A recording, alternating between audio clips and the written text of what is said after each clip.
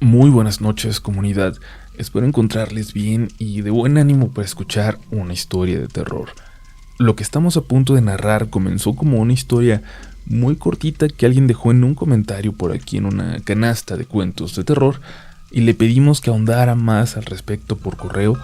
Hoy por fin podemos compartir con ustedes esta historia que nos encantó. La verdad, agradecemos a Alan Díaz por compartirla con nosotros y a Alejandro por complementar la información y mandarnos un correo también. Prepárense pues porque están a punto de escuchar un gran relato. Estás escuchando Relatos de la Noche. Los sucesos en la siguiente historia ocurrieron hace casi 10 años ya, en el cada vez más lejano 2010. Mis amigos y yo éramos entonces unos niños. El más grande de nosotros tenía 12 años, Alejandro, que irónicamente era el más chaparrito. Los demás, Lucio, Santiago, Román y yo, éramos compañeros de clase y teníamos 11 y 10. Todos asistíamos al mismo colegio en Coyoacán, privado pero no exageradamente caro. Por eso era raro que alguien con una familia tan adinerada como la de Lucio hubiera decidido meterlo ahí. En mi grupo de amigos lo aceptamos cuando llegó, en quinto, y se volvió rápidamente uno más. Nos volvimos inseparables. Su familia estaba en una especie de grupo religioso que con el tiempo y recordándolo, creo cada vez más que era una especie de secta. Y no me refiero a una secta malvada, sino a la definición más básica de secta. Eran muy cerrados. Creían en Cristo, creo, pero de una forma diferente. En una de las reuniones anuales que organizaban, y de las cuales al menos yo acompañé a 2 más a Lucio, sus padres nos invitaron para que nos quedáramos el fin de semana con él. Lucio era el único de su familia que no tenía la edad para participar en la ceremonia, y como era muy secreto, o tal vez por alguna razón clasista, no quisieron llevar a su nana a aquella ceremonia. Le dijeron a él que invitara a sus amigos y podíamos quedarnos con él. Y es que la ceremonia era en una zona de cabañas de lujo no muy lejos de la Ciudad de México. Habían rentado toda la zona, y en una de las cabañas, donde los hermanos mayores solo llegarían a dormir, podríamos estar nosotros disfrutando de la alberca y el fin de semana ahí, alejados de todo. Nosotros aceptamos porque nos parecía una aventura. Era emocionante y, les digo, en aquel entonces pensábamos que era casi un retiro católico el que realizaría la familia y sus amistades. Por eso pudimos ir todos. Además, Santiago acababa de perder a su hermano mayor, apenas de 16 años, en un accidente. Sería bueno para él distraerse un poco. Aunque ahora es una zona conocida sobre todo por esa parte de cabañas de lujo, antes de llegar aún está el pueblito que le da nombre al lugar. Parecería, por los colores en las calles, que está tan vivo como siempre, aunque cada vez dicen que hay menos gente, porque para los habitantes ahora es mucho más conveniente buscarse la vida en la ciudad que ahí. Llegamos el viernes por la noche directamente a dormir, y por la mañana, al amanecer, salieron los hermanos de Lucio vestidos de blanco. Lo sé porque yo me desperté cuando lo hicieron, y ya no me pude dormir. Al poco rato despertaron los demás, y es que nos habíamos dormido temprano. Esa noche, por alguna extraña razón, todos nos habíamos soñado solos, perdidos, en el bosque. Un rato después de desayunar, cuando pensábamos en usar la pequeña alberca junto a la cabaña, empezamos a sentir las primeras gotas de lluvia. Y Alejandro, que ya alguna vez había visitado la zona, propuso con más entusiasmo que con el que iba a entrar a la alberca, que fuéramos a explorar. Alejandro desde entonces es un aficionado a las leyendas y los cuentos de los pueblos, y ahí en particular, todavía más. Según él, en esos bosques alrededor de donde estábamos, se contaba que aún en épocas actuales, los pobladores llegaban a encontrarse con hadas, que se escondían rápidamente entre los árboles antes de que les pudieran observar el rostro con claridad. Nada más son cuentos, le dijimos. Probablemente sí, contestó, pero ir a buscar esos cuentos es más emocionante que esperar aquí a que pase la llovizna. Tomamos unos impermeables que encontramos en el armario de la cabaña, todos excepto Santiago, que llevaba una chamarra militar que siempre traía a su hermano y que ahora había adoptado él, y salimos a caminar a la montaña. Caminábamos, nos deteníamos, platicábamos, tomábamos fotos con el celular. Paramos para comer las barras energéticas y los chocolates que llevábamos, y luego continuamos. Las horas se nos empezaron a ir. Seguramente pasaban ya de las 3 de la tarde. Por los pesos de los árboles sobre nosotros y el cielo negro, parecía que era mucho más tarde. Estábamos en medio de la nada cuando la encontramos. Una casa enorme, de solo 2 pisos pero enorme, como para albergar a decenas de personas. Una casa abandonada, en medio del bosque. Entramos emocionados y notamos que parecía incluso más enorme por dentro que por fuera. Las hierbas altísimas que tapaban la entrada nos hicieron saber que hacía mucho tiempo que nadie se acercaba al lugar. Nos separamos un poco adentro, emocionados por el descubrimiento, pero de pronto escuchamos la voz preocupada de Román, desde el 2.º piso. «Hay alguien aquí», gritó, y subimos corriendo para ver a qué se refería. «Hay alguien aquí», repitió, despacio, y señaló a la mesa frente a él. En ella, un plato con algún líquido caliente no dejaba de humear. Tenía razón. No estábamos solos.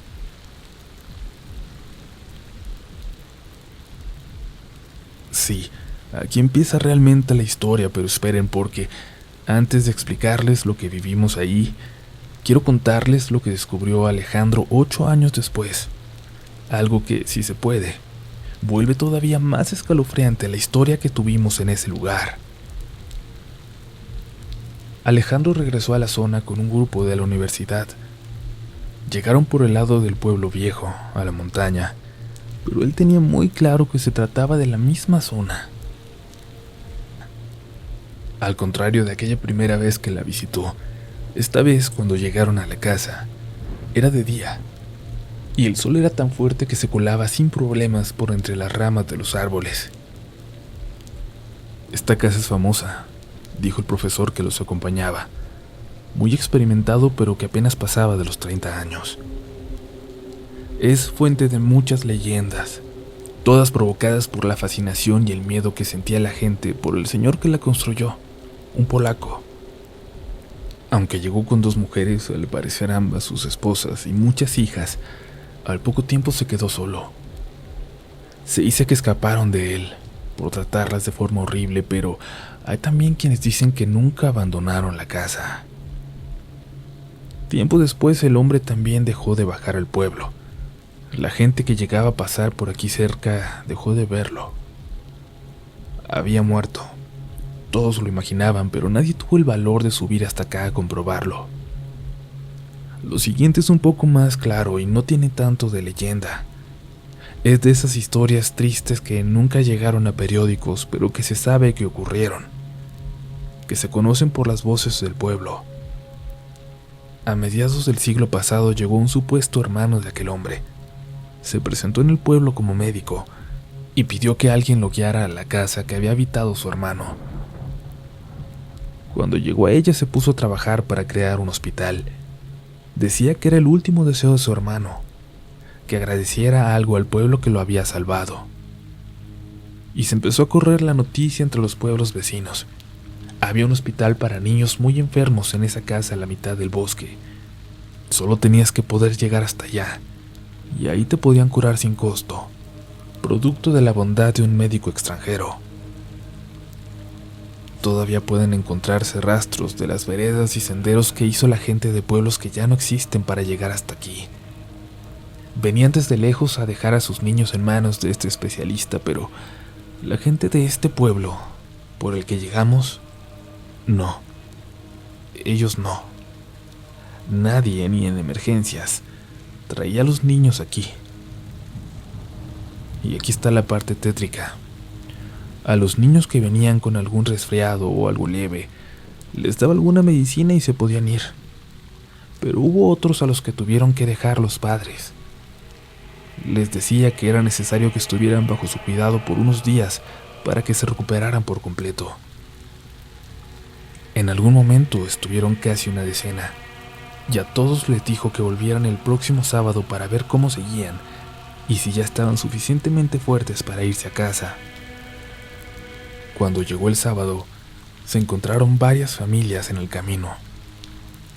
Llegaron hasta aquí para buscar a sus hijos, pero todo estaba cerrado. Tocaron y tocaron por un buen rato, pero no hubo respuesta. Forzaron la entrada y buscaron a sus hijos por toda la casa. Solo en aquel primer recibidor daba la impresión de ser algo que perteneciera a un hospital, porque después de esa puerta, todo seguía tan abandonado como había estado hasta entonces. El olor a humedad se comía la casa. Las hierbas habían comenzado a apropiarse del lugar. Y hacía un frío terrible. Hacía más frío adentro que afuera. Buscaron por toda la casa y en el segundo piso encontraron un pequeño comedor. Había un plato con alguna especie de caldo, aún caliente. No podía estar muy lejos. Sin embargo, por más que buscaron cada rincón de la casa y vinieron después desde los pueblos vecinos para peinar el bosque, nunca encontraron ni a aquel supuesto médico, ni a ninguno de los niños. Es por eso que al entrar al bosque, como ustedes pudieron ver, hay un pequeño grupo de cruces que los representan. Siempre tiene flores, aunque quién sabe si los familiares de aquellos siguen vivos, o es una tarea que le han encomendado a las nuevas generaciones. Si no viniéramos hoy con el tiempo contado y buscando algo distinto, les diría que entráramos, les dijo el profesor. Pero al menos ya conocen la historia de este lugar. A Alejandro evidentemente no le importó que no pudieran entrar. Es más, lo agradeció. No había hecho más que sudar cuando se toparon con la casa, recordando lo que había vivido con nosotros, y la historia que acababa de relatar su maestro no hacía más que empeorar las memorias que tenía de aquel lugar. «Hay alguien aquí», gritó Román desde el segundo piso, y subimos corriendo para ver a qué se refería. «Hay alguien aquí», repitió despacio, y señaló a la mesa frente a él. En ella, un plato con algún líquido caliente no dejaba de humear. Tenía razón. No estábamos solos. Nos quedamos helados por un momento, como congelados, y Alejandro gritó preguntando si había alguien más ahí. «Solo estamos perdidos, buscando ayuda», mintió, pero nadie respondió. «Ok, tal vez no están justo aquí, pero están afuera, cerca, así que tengan cuidado», nos dijo. Nos quitamos los impermeables, Santiago la chamarra, y empezamos a explorar. Para ser sincero, no era la primera vez que teníamos una aventura de este tipo. Ya antes, cerca de la casa de Alejandro, nos habíamos metido una noche a un edificio abandonado desde el terremoto del 85, solo por diversión. Caminamos por las diversas habitaciones. De verdad no parecía una casa sino un hotel o un hospital. Era enorme. Nos preguntamos por qué alguien no lo había aprovechado para construir un lugar turístico con aquel complejo de cabañas apenas a unos kilómetros de ahí. Sin embargo, en el ambiente se sentía algo, como maldad, como tristeza, todo arremolinándose en el pecho de cualquier persona que se atreviera a poner un pie dentro de ese lugar.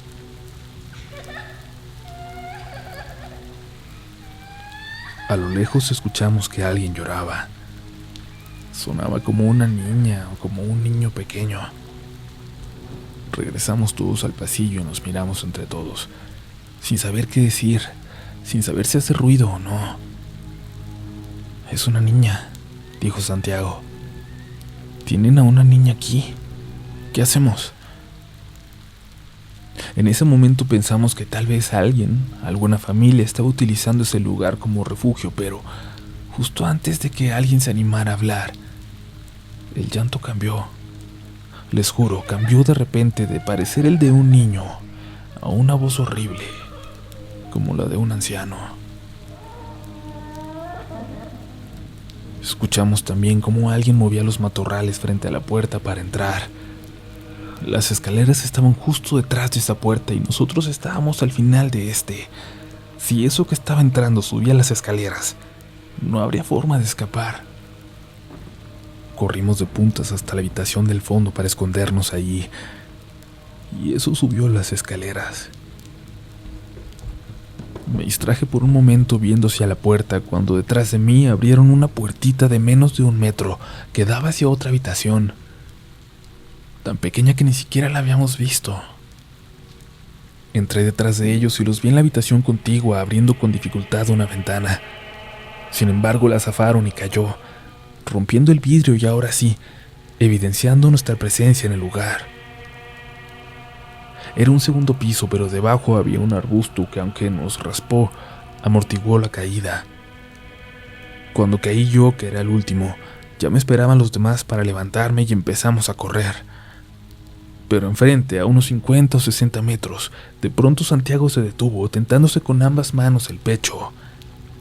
Mi chamarra. Dejé mi chamarra. Intentó regresar corriendo, pero lo detuvimos, mientras nos escondíamos detrás de los árboles. Quiero ser muy claro en que lo que vi entonces pudo ser obra del miedo, de la adrenalina, de la poca luz, de las ramas entre aquella ventana por la que saltamos y nosotros. Pero vi cómo se asomó alguien, algo, por esa ventana, como buscándonos. Se movía muy rápido, como desesperado, mirando para todas direcciones, como una persona normal, pero un poco más rápido. Pero se veía como si trajera la máscara de un muerto. Tenía la carne seca, podrida, y había un vacío en sus ojos. Es una máscara. Era una máscara. Era una máscara. Me sigo diciendo hoy en día para poder dormir. Santiago empezó a llorar. Dijo que lo dejáramos, que iba a volver. Lo detuvimos como pudimos entre todos, excepto Lucio, que se echó a correr. Corrió directamente de nuevo hacia aquella casa. Y cuando saltó los matorrales frente a la entrada y cayó dentro, vi como aquello de la ventana, aquello que nos buscaba, volteó de nuevo hacia dentro de la casa y desapareció. Lucio dice que saltó las ramas y al caer dentro, sintió de repente una infinita tristeza. No lo puede explicar de otra forma. Tanta tristeza como si tuviera ganas de llorar, como si lo único que pudiera hacer fuera dejarse caer de rodillas y llorar. Pero pudo más el deseo de ir por la chamarra, por esa chamarra del hermano de Santiago que ahora significaba tanto para él. Subió de varios saltos las escaleras y tomó la chamarra y alcanzó a agarrar 2 impermeables también. Ya no había rastros del plato que habíamos visto caliente. En su lugar había un plato seco oxidado, aunque no sabe si era exactamente el mismo o no. En realidad solo lo vio de reojo porque escuchó cómo alguien se acercaba corriendo hacia él y se lanzó por las escaleras y luego a la puerta para salir. En cuanto nos alcanzó salimos corriendo y de verdad, Dios es grande porque corrimos sin rumbo fijo, pero terminamos llegando al complejo de cabañas un rato después, cansadísimos, con las piernas temblando. No quisimos decir nada. Nos bañamos y decidimos no volver a adentrarnos en el bosque al día siguiente. Eso que vimos en la casa podría seguir por ahí. Durante la cena, se sentó junto a nosotros un viejo. Era el líder de esa comunidad, de esa secta o como quieran llamarle. Apenas podía hablar español. No sé de qué país, pero era europeo. Muy viejo. y no dejaba de mirarnos fijamente sin dejar de sonreír. Por alguna razón, me asustó tanto como aquello que nos siguió en la casa. Estar en su casa. Provecho, nos dijo al levantarse de la mesa. Era el único de todos los que se encontraban en esa ceremonia que en realidad vivía ahí, en una de las cabañas. Esta fue mi experiencia en la casa en el bosque. Espero que les haya gustado y que hayan aprendido algo. Al menos, a no entrar en un lugar abandonado solo por diversión. Un gran saludo y un abrazo a la comunidad Relatos de la Noche.